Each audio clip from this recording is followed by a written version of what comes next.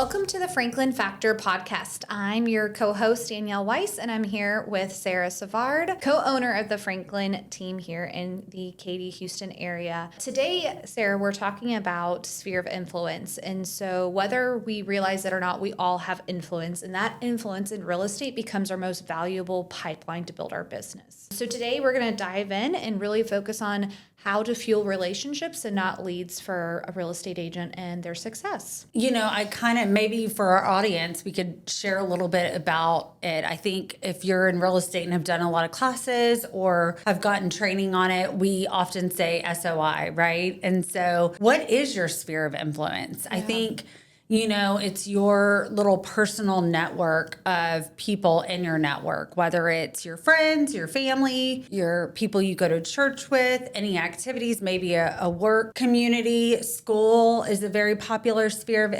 influence. I've heard this time and time again in real estate. It's who you know, like, and trust, or who knows, like, and trust you. And I think it can be a direct relationship or it can be built through connections. There's different layers to that sphere of influence. But to simply break it down, if you had to basically start from scratch and get into real estate, where do you start? And a good place would be your phone book or a Facebook place, somewhere where you know other people and the connection you have to them. And we'll dive in a little bit more into direct and indirect relationships in your sphere of influence. But yeah, that's a great way to look at it, is who do you like, know, and trust? Yeah, and who are you around? And the more, think about it as the more they know that what you do and the more they like you, would they eventually potentially use you as a realtor to buy and sell property, right? So it's not necessarily, you know, asking them and like only becoming and we could probably talk about this more later, but only becoming a resource when the time comes. I think it has to be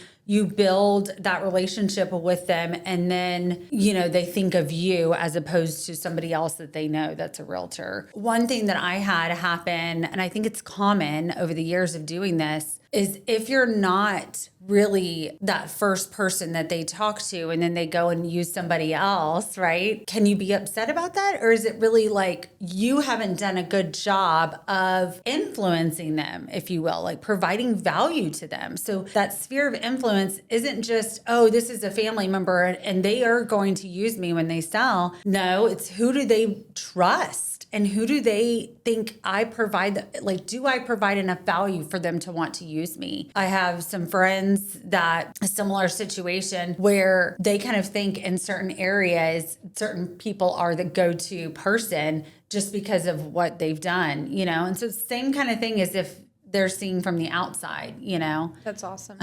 So one thing to just think about there. And something that before we dive into maybe specifics, right? Because I think there is a lot to sphere of influence, how to build that, how to provide value. Because somebody listening right now could be like, I hear you, Sarah, but how do I do that? You know? Think of it as like a tree, right? A tree grows from one place up and then each branch grows more branches, which grow more branch, which grows leaves, right? And so it's something like you may think, well, I don't have a big sphere of influence. I just moved here, Sarah. I don't know anybody in Houston. Well, sure you do, right? When you get out and about, when you start taking your kids to school, when you start building relationship with your neighbors on the street you live in or the apartment complex, you start seeing similar faces. You have people of influence who have people of influence. And so that's what's so cool about sphere of influence is that it doesn't just stop with who you know. It's also like you had an example the other day, a lady reached out to you and you kind of knew her, like the connection was there, but the relationship piece was because of somebody else you knew, right? So it could be second, third layer type of sphere of influence, but our goal today is to help you listeners really identify where are you? Maybe you're in the building phase of your sphere of influence and how do I tackle that? Where do I start and how can I add value? And then maybe it's a different place. Maybe it's, hey, I have my sphere of influence, but I need to be better about indirectly being the expert, being creative with value, touch plan. And so we'll dive into that as well. Yeah. Why harp on this, Sarah? Why do you think sphere of influence is so important for a real estate agent? I think it's huge because these are already people that are in your network. Like instead of going and spending money on a lead source or in building a relationship, they already have a connection to you somehow in some way. So whether it is your friend or friend of a friend who speaks highly of you, these are people that know you. And so I think some of the things that I think you and I talked about, what like reason we wanted to talk about this is because I think when agents join our team, there is a benefit from joining our team because we do have leads that we provide, but they also get a better commission if they're using their sphere of influence. So I want agents to have that, mindset of, hey, I should be working on this. Is it always turning into something quickly? No. So that's why some agents tend to focus on the people who are calling right now. But in the future, those people will buy. I spoke to one of our agents the other day, Katie, who sometimes it's kind of difficult to always be calling them, how's it going? When you can really just be, inviting them to something or, coming up. But she does a really, really good job of staying in touch with her people because she knows they're probably a certain list. But to answer your question, I kind of went on and on about it is, these are people that already know you and already have a connection to you, already in your network. I mean, they don't cost anything and you're seeing them. And for me, I go back to so many entrepreneurs and real estate business owners, they want to do more and more over the years, right? And we also want to look at it like, how can I increase without working harder? Now, I always think you're going to have to sacrifice. You're going to always have to work harder, right? As you grow, there becomes bigger challenges, bigger problems, how to scale properly, things like that. But people that you know and are already in your sphere of influence, I have some data here, we'll link it in our show notes, versus paid leads, your sphere of influence is likely to convert 5 to 6 times quicker than a paid lead.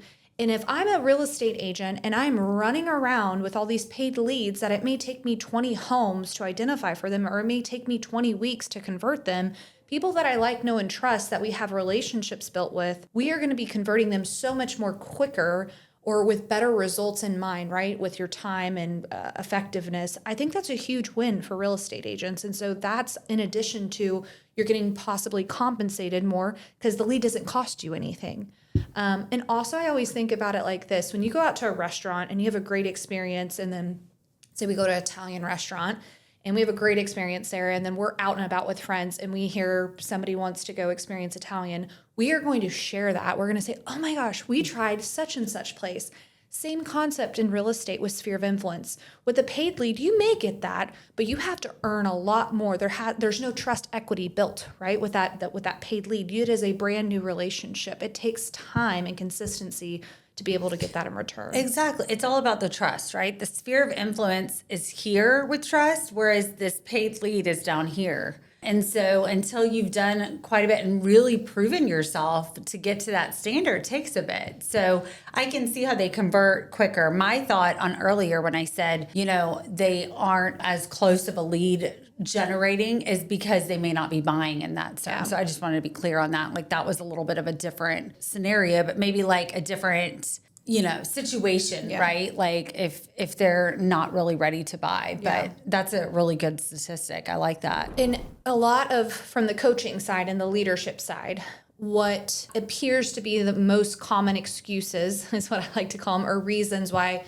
agents don't get involved with their sphere is really, I think it comes down to a fear. Maybe it's a fear of, I don't know how to add value, a fear of rejection. I think sometimes we silo this personal and this professional world to where we can't ever bridge that. Or I think some agents, maybe they don't have a clear plan, right? Would you say Yeah, I think it's also a confidence thing for sure. I think the fear of rejection kind of links it to that confidence. I think people are worried it's going to hurt their relationship. And to be fair, on the flip side of that, we get a lot of people who first tried that family or friend or relative, right? And who is a realtor part-time. Mm-hmm. And so I see it on both sides, but I think it does come down to confidence. I think there's been several agents that were newer agents to our team that wanted to get the experience before with their paid leads and from a team kind of aspect, get a lot of the training and the education and all the systems down, and then be ready to then call on their sphere, which is great. Almost like they're trying to get out and learn as they go.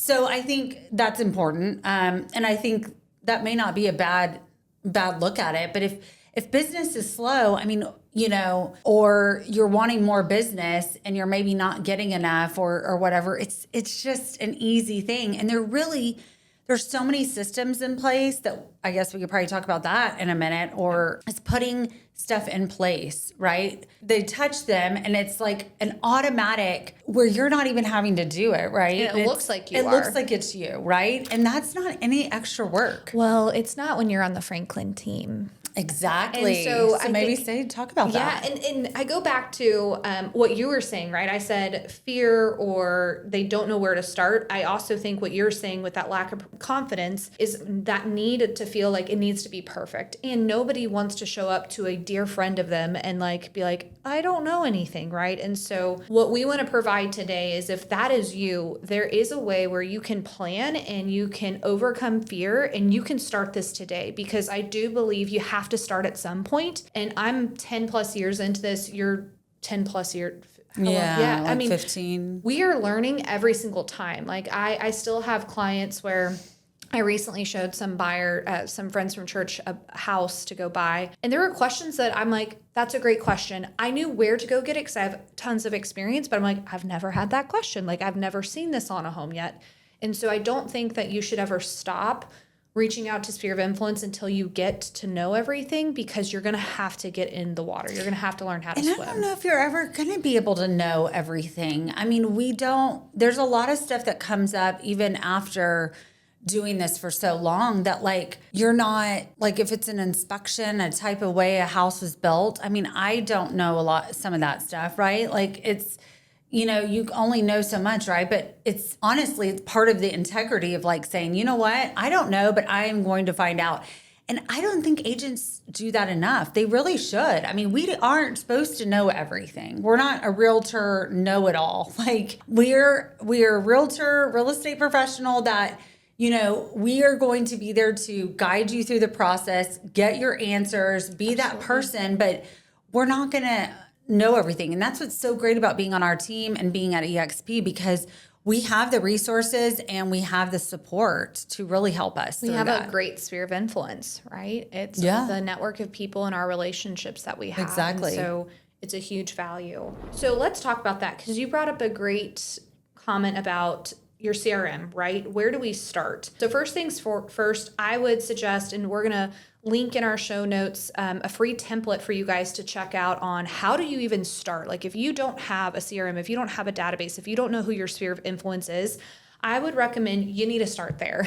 Like as simple as pen and paper of just numbering 1 through 25, who do I know that is in my sphere of influence that I can put a name, a phone number, a name and an email address, a name and an address to? You don't need all the contact information, but start somewhere. We actually have a template that we will link into our show notes of ones that we've used for our team. Very simple. I think that's a good starting point to really get your juices flowing. And then obviously getting them into a CRM, getting them on a touch system, a touch plan where you're talking to them, and then you can set up tasks to then follow up. But what's really, really amazing, and we talked about this on one of our other podcasts, is there's parts where you can put notes in there, because I don't know about you. My memory is horrible. I'm 41. And if I don't have notes in there, you can put in notes about the client's, baby, they're pregnant, they're due in December. Last and you can put in all these details to where right then, I mean, you should be doing that, whether it's sphere of influence or a regular lead anyway. But then okay, the last time you're reading these notes as you're about to call the person, plus you have a way of like staying in touch and like knowing the last time you can communicate in that CRM. I mean, you can have everything linked in there. So I think that's really important. I mean, you can't just have the sphere of influence and then not do anything. One of the things that we used to require when agents came over, and I don't think we do anymore, but they have to put in all of their contacts like from their phone into the system, and then like go through them before they're released by calling them to let them know they're in real estate. And we don't require that anymore. I do think that's a really good way of doing it, or a way of getting people confident and letting somebody watch them or oversee them on the phone, letting them know that they're now a real estate agent and who do you know that you want that needs to sell or whatever. I think that's a good plan, but we don't require that anymore. If that's something that you as a listener is listening to and you would like more information about, once you have them plugged in, what does segmentation of your database look like, of your sphere of influence? What are touch points, scripts, add values? We don't have time today to cover that specifically in this episode, but absolutely reach out, comment, message us. You can send us an email at team@thefranklinteaminc.com, but we'd be happy to dive in more, maybe even do another episode. So what you're saying is, step 1, organize your database, get every contact into your CRM. Step 2, categorize your relationships. Like you were saying, whether that's notes or tags or action plans. 3, what I would add to that is start continuously adding more people on a weekly basis, right? Set yourself a goal. If you're in this business and you're not networking and you're not adding more people, surely you're on some sort of lead base, right? Outside of sphere of influence to where you are adding, or you're going to open houses, you're running open houses, you are going to meet builder salespeople. You're doing something in the industry to build up your business and build up your knowledge. So I think that's super, super important in any kind of sales job. We talked about that this week with our title company, with our salespeople, is they need to be bringing in 40 new contacts a week into 40. And I mean, so that's really not nothing. It's one really a day. not a lot. Yeah, it's really not a lot. And the way I used to do it, because I was so focused on builders, is I would just go out to a model home park and meet all of them in that one. And then I'd try another one the next week. Built it up to where they knew my name and my face. I would follow up with them later and they went into my CRM. So anytime we would send something out, they would be in the system. I think that is just a way of, and then getting in the habit of it, because you don't want to just stick with that way. Like you said, open houses. If you meet people, you're at a church event and you are, getting together with friends at a school event, you can get their information and put that in there. I think that's just part of the job, is making connections and in your network and expanding it as much as possible. I can already hear it right now. Well, Sarah, I don't know anyone, or I'm not involved in church, or I don't have community, or whatever it is, right? I would challenge you is, you are a licensed realtor, so I know you have access to an MLS somewhere to run a CMA, and I know that you live somewhere. So my point is regardless where you live or what MLS you belong to, you could easily run CMAs for the 10 nearest people that live near you and go door knocking, introducing yourself and using basically printer paper, right, from your brokerage office, from your team's office, or buy a printer, a cheap printer under $50 nowadays, and go door knock. Introduce yourself. Say, hey, my name is Danielle Weiss. I live across the street. We've never introduced ourselves. I just wanted to provide some just recent data about our neighborhood. If you ever need anything or have questions about the local real estate market or neighborhood, feel free to come over or reach out to me. My contact information's right here. Oh, by the way, Sarah, can I get your phone number? Like, just in case I'll watch your house. Like, we do that with our neighbors. We've been there for 2 or 3 years, and we just met a new neighbor and I introduced myself. He's like, well, we're thinking about selling. And we knew Vince, we knew his name, we always see him and wave, but now I had permission because I was providing value and telling him, well, I can run a CMA for you. I went over there. Can I get your email address? I'd love to just keep you updated. And he gave it to me. Boom, that's one new contact in my database. So continue to add. And then I love the last 2 steps. And I think, Sarah, you do a great job at this step number 4. Step 4 is use social media intentionally. You want to be known for real estate and real life. And then step 5 is create a value plan. So like what you were talking about, what does that look like for your touch points? What consistency can you continue? And so step 4 with the use social media intentionally, be known for real estate and real life. I think this is where the conversation goes from building up the sphere of influence to you get to a point of consistently organization, get contacts into CRM, categorize, segment, add people weekly. And over time, you start to be intentional about your relationships on social media. And I think you do a great job of balancing that. And you're known for that because you get leads all the time that I don't think some of them you do. Obviously, it's your direct sphere of influence, but I think you can speak that naturally because you're so consistent over time. You get people reaching out to you with questions, wanting to work with you. Yeah, pretty thank often. you. I mean, I think nowadays with social media, I think when we both started in the industry, I have a blank of like when that was, maybe 15 to 20 years ago. Social media wasn't as big as it is now. And it's now like, I wanted to share this. It's technically not social media anymore. It's called interest media. And so what that means is it's not like a social gathering. It's people promoting themselves. And it was actually funny. My mother-in-law told me the other day that she's considering getting off because it's too much. Like everybody's throwing their business at it. It's not like the social aspect. And that's just the way it's gone. So any marketing company, and I shared this with our team, any marketing company is doing this interest media. So I think it's become such a huge way for people to promote to their sphere of influence.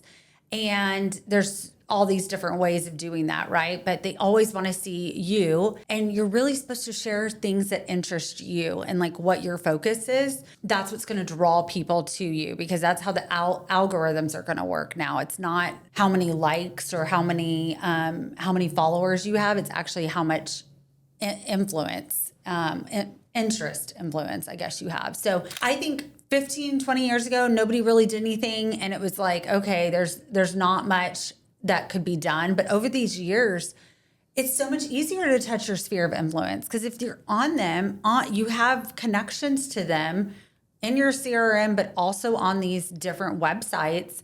You can touch them without directly touching them. You're indirectly touching them, and they think of you. A lead I got the other day just saw something, asked about our buyout program, and then asked who our partners were, because she's very interested in that guaranteed sale option. And that's just, I don't know. I mean, she's connected to me. We have some mutual, friends, but the fact that some post resonated with her previously, that she reached out, and like, that's kind of what your goal is, right? I mean, and again, that doesn't cost any money. There is some consistency, which I think we talk about a lot on our podcast.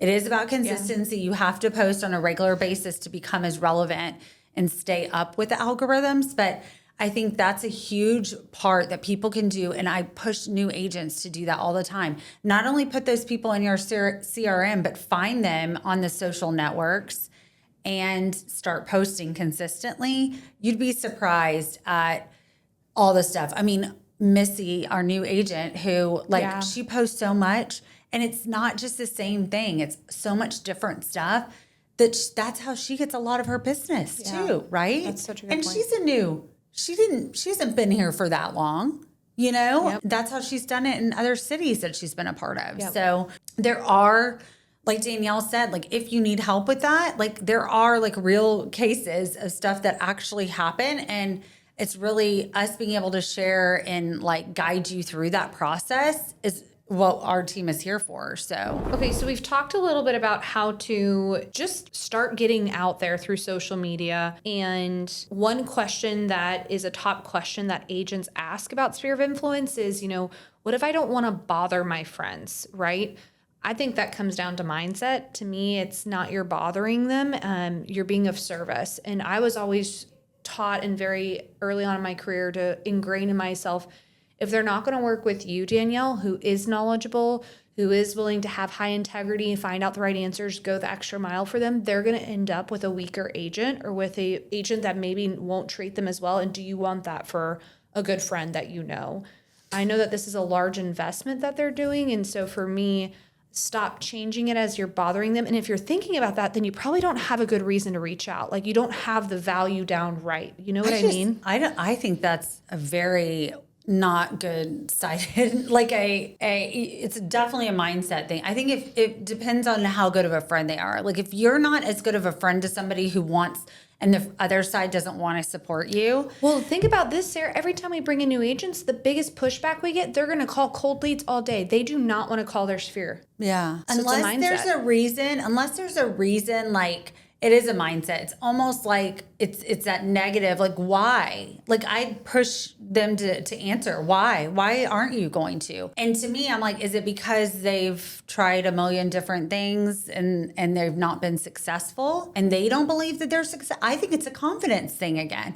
Like I think people who are really good friends and like they want to be like I support all of my friends' businesses. But that's your value, right? Like you're thinking about it differently. I think there's a different mindset in what you're saying versus these agents that have a fearful, I'm bothering them, they sound salesy, I've never called and asked for business or it's like you're just introducing yourself. Calm down. Like You're it's just okay. Yeah. I think it is a mindset for sure. We do see that often. What if my sphere already has an agent? It's a good question. And I have not changed it because whether they had one and maybe that's true, but I've seen situations over the years where they may have had one, but we don't know what that relationship is, right? Like we don't know if it's super close or they think they have one. By still providing value and still, you don't have to call them all the time and step on the other realtor's toes, but it's being there. Oftentimes I've gotten calls of people saying, oh, we tried to use them, or that realtor has done something, moved away, went to part-time, or, who knows? You're still there and you're still the constant and they're still seeing what you're doing just by, again, if you're linked to them on social media, because they're seeing, oh, wow, they're doing this and they're doing that. So I don't think that should be a discouraging thing. I think people should continue to be there, provide value. They may still reach out. I've had people who reached out who had another realtor because they wanted a second opinion. That happens too. And I find too, when you're constant and you're consistent and you're not holding tick for tack, you didn't use me, so I'm not going to try. I've had relatives and I've had friends that I have gone out of my way to help them, even when they've told me, hey, we're so sorry, we forgot you're a realtor, but so we already have a realtor, but now that I'm in this predicament, do you mind, my realtor saying we should do this on the inspection? Could you look at the inspection report? And so I make it clear, I don't represent you. Your agent represents you. Please listen to your agent. But of course, as a friend, if you have questions, I can give you my personal opinion, a third party kind of opinion. And so I do that in most of the time. I can think about 3 instances where the next time they went to go buy and sell, they call me and they reference, hey, we really appreciated what you did last time. And we actually didn't have a great experience with so-and-so, and so we want to use that. Exactly. And so I love what you're saying of don't even fear if they have an agent. You just continue being you and provide value. And I think about what your dad, Jimmy, said on the first episode. It stuck with me so much. He always said, you never know what a relationship is going to bring you. And I thought, man, that's so true, right? Even if you think somebody in your sphere, right? I remember getting into the business at 24. I'm like, I just got out of college. Who's going to hire me? Yeah, or what 23, 24-year-olds are buying houses, right? We're all renting and stuff, but you don't ever know what that relationship will turn into. Rental leads. Katie, another great example. She crushes rental leads and she sees long-term gain of consistent follow-up, do a wonderful job, because a lot of those rental leads don't get treated as good as buyer and seller leads. She shows up, she delivers excellent service, provides so much value. 6 months out, she's already touching base on a monthly basis with them from them buying. They're thinking of her. How do I get qualified? How can I buy a house? Exactly. And she scoops them up for a deal. So I think it really comes down to the mindset. I think years ago, and my dad too, we've both been guilty of this. I think more so than Andrew too, probably. But we all have had that person that we thought for sure was going to use us just because, well, we're the top team and we have a relationship with you, but we don't, and it was that the glass is half empty, outlook on it, because it's well, wait a second, let's really try to look at this. Who knows? They may have, we're not as close with them actually over the years as we thought we were. And they have a closer relationship with, they're on the board of the church together or something, there's some other thing that you can't always look at it like that. And or maybe had we burned a bridge, yes. Who knows what's going to happen later on. That's great. And so I think, again, it's a mindset. It's there's enough business out there. We're going to go and get the next one. And that really is kind of an eye opener of hey, let's treat the people who we actually are good referral sources of us and are big supporters of us. One of my best friends called me the other day and way up in Huntsville, and she's like, hey, I want to send, my mom's selling their house and we want to make sure that we use y'all's title company. They're using an agent up there because we didn't have success before because the agent left our team. And I'm like, oh my gosh, yes, please. The fact that she's like, Sarah, of course I'm going to support your business, right? And And so it's the people like that who are like real big supporters of yours that, you don't even realize that are going to want to support you and refer you out, you know? So another common question that agents ask about sphere of influence is, okay, I'm making these calls, or I'm touching base, or I'm providing value, or I meet somebody face to face that's in my sphere of influence at a soccer game. And how do I turn, you briefly touched on it earlier, but how do I turn conversations into clients? Yeah, that's a good question. I think it's all about like providing the value, right? And it's almost like trying to close a lead, right? So if somebody's asking, and this happens, I'm thinking of like past situations where somebody's reaching out and asking questions, but they're not like questions of like, hey, like the normal like triggers of like, hey, we're ready to buy.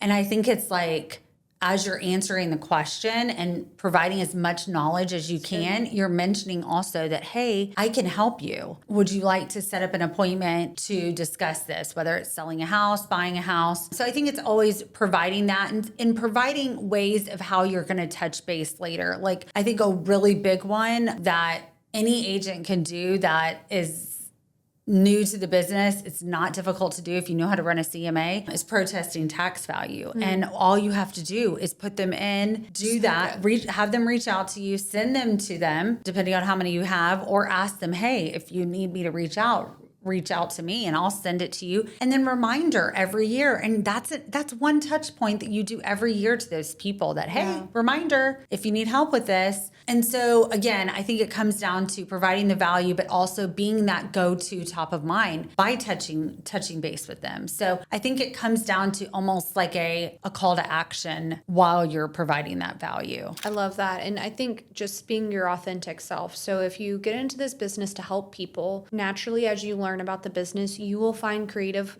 natural ways to bring it up in conversation. My personal example is last Sunday, I had a girls' brunch from a group of ladies at church that I just met, went over, and she was just talking about, oh my gosh, excuse the boxes. Like, we just still haven't gotten around to it, but I figure we only have 6 months left, and so why bother? And so naturally, boxes equal moving. So I said, oh, did y'all just move in? Or like, trying to understand. She's like, yeah, 6 months ago, our lease is up in another 6 months. The girls are coming home from college over the holiday, so they're going to bring stuff back. So it doesn't make sense for us to unbox stuff and then box it back up. I said, oh, I had no idea. I'm in real estate. I'm curious, like, what is y'all's? And it just opened up a door of, I never asked her to work with me. I never asked her for her business. I never gave her a business card. I'm in her home. It's my group of friends, right? We see each other on a weekly basis.